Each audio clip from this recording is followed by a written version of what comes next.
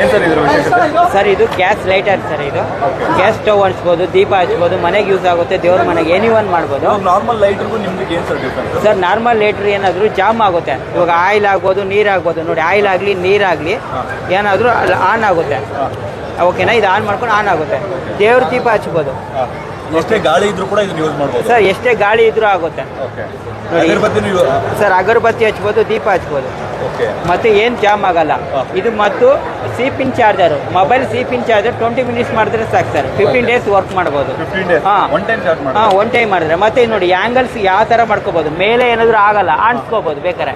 ಕೆಳಗಡೆ any one ಆಗುತ್ತೆ sir. Using product ಓಮ್ಲಿ ಮಾಡ್ಬೋದು ಸರ್. ಕಾಂಟ್ಯಾಕ್ಟ್ ಮಾಡೋದು ಯಾವ ರೀತಿ ಸರ್? ಸರ್ ಕಾಂಟ್ಯಾಕ್ಟ್ ನಂಬರ್ ತಗೊಳ್ಳಿ ಸರ್. 9964936669.